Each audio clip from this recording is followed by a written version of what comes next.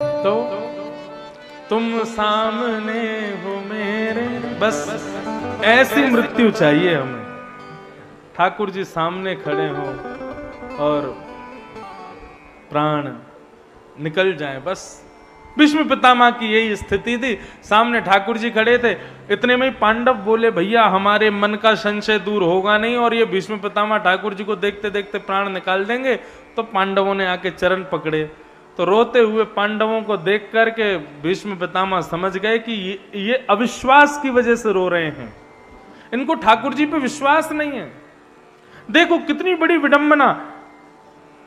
भीष्म पितामह कौरवों के पक्षधर बाणों की सैया पर लेटे और मुस्कुरा रहे हैं, और पांडव जिनको भगवान ने जिताया हाथ से हाथ मिला करके चल रहे हैं, कदम से कदम बढ़ा करके चल रहे हैं, ऐसे पांडव रो रहे हैं।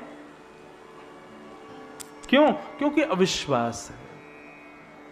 भगवान की भक्ति में 3 चीजों को याद रखना, सूत्र हैं ये।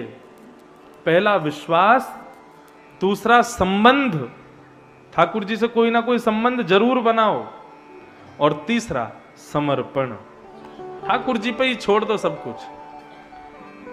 ये 3 बात हमेशा याद रखो, विश्वास, संबंध और समर्पण।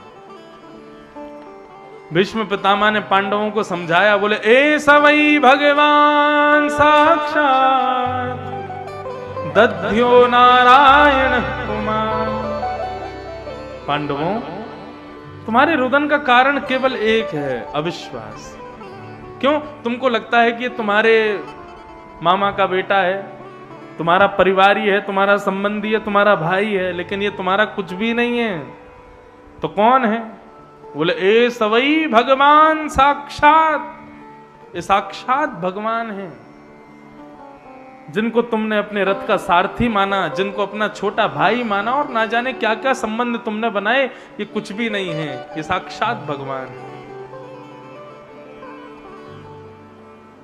और पांडवों को भीष्म पितामह कहते हैं, अब आप लोग इधर हो जाओ, मुझे मेरा काम पूर्ण करने दो। और भीष्म पितामह ने भगवान की स्तुति गाई। ये भागवत की दूसरी स्तुति है। पहली किसकी थी? कुंती की, और ये दूसरी है भीष्म पितामह की। बंधुओं, अद्भुत स्तुति है। इस स्तुति का श्रवण करो, फिर हम कथा को विश्राम देंगे। भाव से सुनना। वैसे तो पूरी स्तुति संस्कृत में है, लेकिन मैं 2-4 श्लोक गाऊंगा, इसलिए श्रवण